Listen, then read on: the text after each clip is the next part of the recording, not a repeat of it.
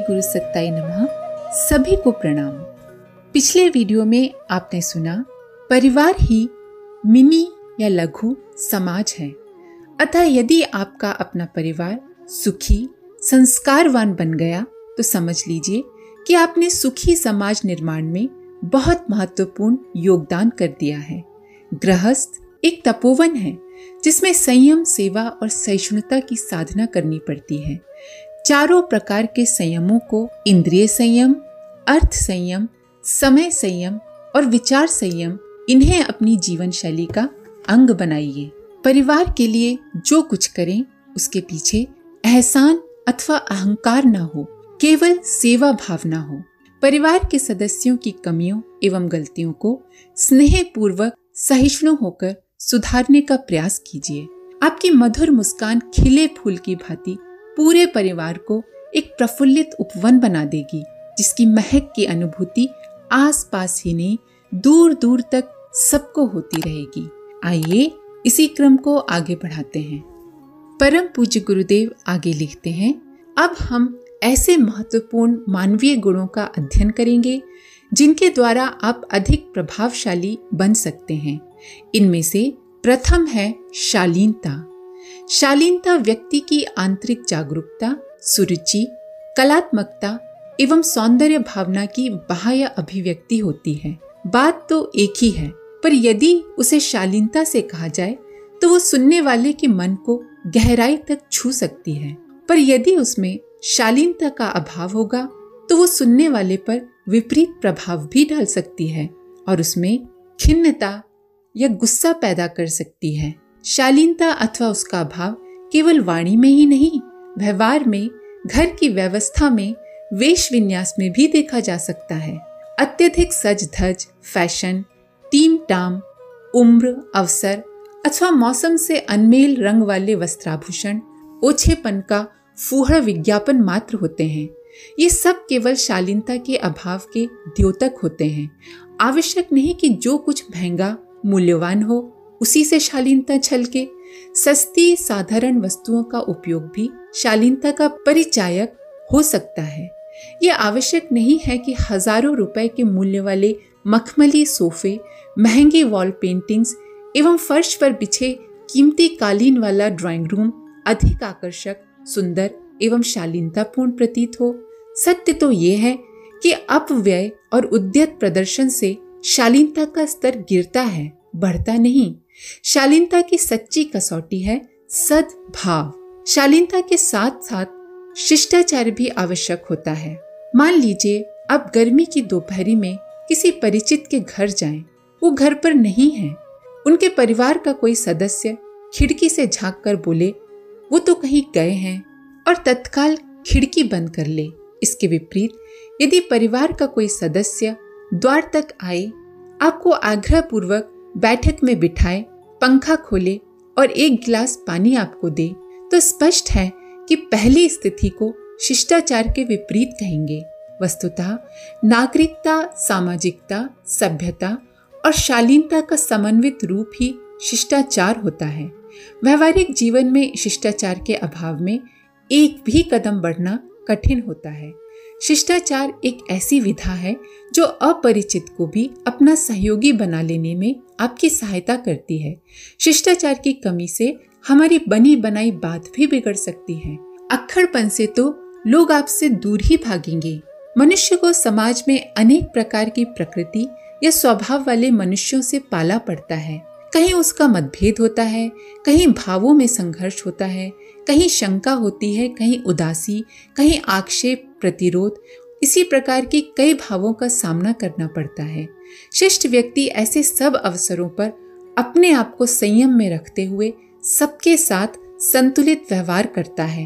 वो संकोचशील व्यक्तियों के साथ अधिक नम्र रहता है और मूर्खों का भी समाज में उपहास नहीं करता। वो ऐसे वाद विवाद के प्रसंगों से बचता है जो दूसरों के चित्त में खींच उत्पन्न करे। सिर्फ अपनी अपनी बात नहीं करता, बल्कि सामने वाले की सुनता भी है।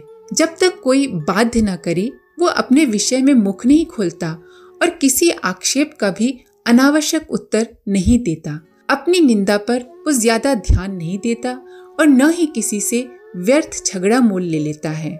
दूसरों के बारे में या उनकी नीयत के बारे में अपने मन से उल्टी सीधी बातें नहीं सोचता, बल्कि जहां तक बनता है दूसरों के भावों का अच्छा अर्थ बिठाने का यत्न करता है।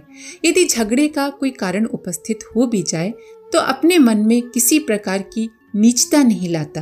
वो किसी बात का अनुचित लाभ नहीं उठाता और ऐसी कोई बात मुंह से नहीं निकालता जिसे प्रमाणित करने को वो तैयार ना हो। इन सब बातों का अर्थ ये नहीं है कि वो डरपोक है, कायर है, नहीं।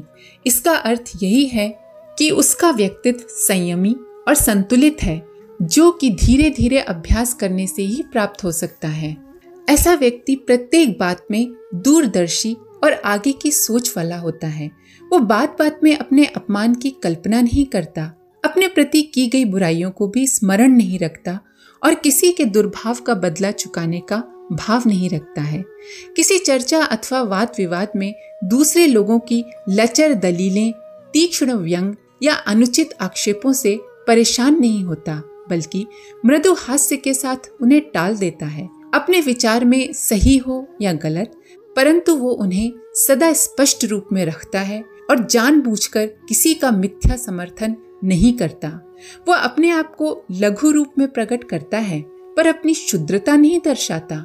वो मानवीय दुर्बलताओं को जानता है और इसी कारण उन्हें क्षमा की दृष्टि से देखता है। अपने विचारों की भिन्नता या उग्रता के कारण वो दूसरों का मजाक नहीं उड़ाता।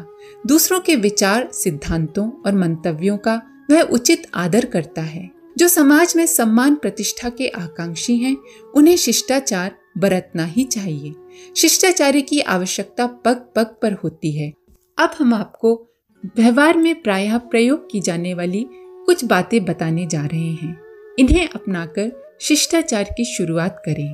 पहला, जब भी सम्मानीय व्यक्ति, गुरुजन आदि मिलते हैं तो हाथ जोड़कर या पैर छूकर या जैसी परिस्थिति हो उसके अनुसार आदर प्रकट करिए। सम्मानीय व्यक्ति को अपने से अधिक सम्मानित आसन पर बिठाएं। उनके खड़े रहने पर खुद बैठे रहना, आसन न छोड़ना, उच्च आसन पर बैठना ठीक नहीं है। सम्मानीय व्यक्ति के पास शिष्टाचार से बैठें। टांग पसारना, बैठने में कुछ शान बगाड़ते हुए आराम तलब बनना आदि ठीक नहीं है। अपने साथियों से भी यथासाध्य शिष्टाचार बरतें। अपने से छोटों से शिष्टाचार का ठीक प्रत्युत्तर दें। खास जरूरत के बिना सदा मिठास से बोले। आज्ञा में भी यथा योग्य शब्द और स्वर की कोमलता होनी चाहिए। दूसरों की उचित सुविधा का ध्यान रखें। जैसे कि कोई सो रहा हो तो आप जोर जोर से संगीत न सुने, आवाज करते हुए, खटर पटर करते हुए न चलें, उनके पास में धूम्रपान न करें आदि। साधारण दृष्टि से जो काम शारीरिक श्रम का हो और वो काम यदि कोई बड़ा कर रहा हो तो उनसे वो काम ले लीजिए या उसमें शामिल हो जाइए। प्रवास में महिलाओं की सुविधा का पूरा ध्यान रखिए। दूसरों का नंबर मारकर आगे मत बढ़िए, जैसे टिकट काउंटर, हॉस्पिटल आदि में। ये बात टिकट लेने आदि के बारे में ही है, आत्मविकास की दृष्टि से नहीं। किसी के गिर पड़ने, पैर फिसलने आदि पे हंसिए नहीं। दुर्घटना में सहानुभूति प्रकट कर सकें तो अच्छा, अन्यथा कम से कम चुप रहें। साधारणतः अपने मुंह से अपनी तारीफ न करें और न ही अपने कामों का झूठा और अविश्वसनीय वर्णन करें। आपसी बातचीत में जहां बोलने की जरूरत हो वहीं बोलिए और जब कोई बोल रहा हो तो उसकी बात सुनिए, बीच में टोकिए मत। अब बात करते हैं प्रामाणिकता के बारे में। धन संबंधी ईमानदारी और कर्तव्य संबंधी जिम्मेदारी का समन्वय ही किसी व्यक्ति को प्रामाणिक एवं प्रतिष्ठित बनाता है। हर व्यक्ति को अपनी योग्यता बढ़ाकर तथा कठोर श्रम करके अधिक उपार्जन, उत्पादन करना चाहिए, तभी राष्ट्रीय समृद्धि और व्यक्तिगत क्षमता का विकास होगा। किंतु जो पैसा कमाया जाए वो न्याय, नीति युक्त एवं श्रम उपार्जित होना चाहिए। बेईमानी, मिलावट, रिश्वत, मुनाफाखोरी के उपार्जन को चोरी, लूट, ठगी, डकैती जैसे अपराधों में ही गिनना चाहिए। प्रामाणिक व्यक्ति ईमानदार, कर्तव्यपरायण तो होता ही है, चरित्र भी उसका निष्कलंक होना चाहिए। आपकी दृष्टि पवित्र है मन निर्मल है, पर दूसरे लोगों के मन में दूषित विचार पहले आते हैं, भले विचार बाद में आते हैं। कभी ऐसी विषम स्थिति आ जाए तो क्रोध हठवादिता करने से अथवा ये कहने भर से काम नहीं चलेगा कि हमारा मन तो साफ है, हमें किसी की कोई चिंता नहीं। ऐसी उक्तियां दूरदर्शितापूर्ण नहीं कही जा सकती। जो कार्य आप प्रामाणिक बनकर सरलता से पूरा कर सकते थे, बदनामी के माहौल में असंभव सा प्रतीत होने लगेगा। आप किस किस का मुंह बंद करेंगे? जो क्षमता आप अपना कार्य पूरा करने में लगाते, वो लोगों को समझाने के असफल प्रयत्न में लग जाएगी कि आप निर्दोष हैं, सच्चरित्र हैं। अतः ऐसी स्थिति से प्रारंभ से ही बचना बुद्धिमानी है। आप धन के संबंध में, चरित्र के संबंध में तथा कर्तव्य पालन के संबंध में सावधान रहकर अपनी प्रामाणिकता बनाए रख सकते हैं। यदि आप चाहते हैं कि समाज आपको प्रेम, प्रतिष्ठा एवं आत्मीयता प्रदान करे, तो आपको प्रामाणिक बनना पड़ेगा। बेईमान, दुराचारी, अप्रामाणिक व्यक्ति को सभी घृणा की दृष्टि से देखते हैं। वो इक्कड़ बनकर अपने छोटे से परिवार तक ही सीमित रहकर नारकीय जीवन व्यतीत करता हुआ संसार से चला जाता है। उसके जीवन काल में अथवा उसके पश्चात कोई भी उसके बारे में दो अच्छे शब्द कहने वाला नहीं मिलता। क्या आप ऐसा जीवन जीना चाहेंगे? कदापि नहीं। यदि आपकी अभिलाषा है कि आपका परिवार गर्व से सिर उठाकर चले, आप समाज, देश अथवा मानवता का महत्वपूर्ण कार्य करें, आपके पड़ोसियों की सद्भावनाएं, शुभकामनाएं आपको मिलती रहें और आपकी जीवन यात्रा की समाप्ति के उपरांत समाज आपको याद करके अपूर्णीय क्षति कहकर आपके प्रति श्रद्धावनत हो जाया करे, तो प्रामाणिक बनिए। इसके अतिरिक्त और कोई विकल्प नहीं है। आप जो कुछ हैं, जिस विभाग अथवा व्यवसाय में लगे हैं, वहीं रहकर अपनी प्रामाणिकता सिद्ध कर सकते हैं।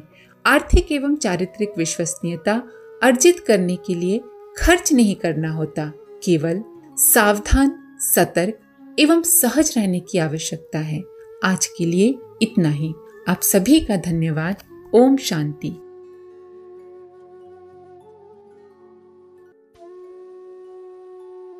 हमारे YouTube चैनल को सब्सक्राइब करें और बेल आइकन को दबाकर ऑल पर क्लिक करें ताकि आने वाले सभी वीडियोस की नोटिफिकेशन आपको मिलती रहे।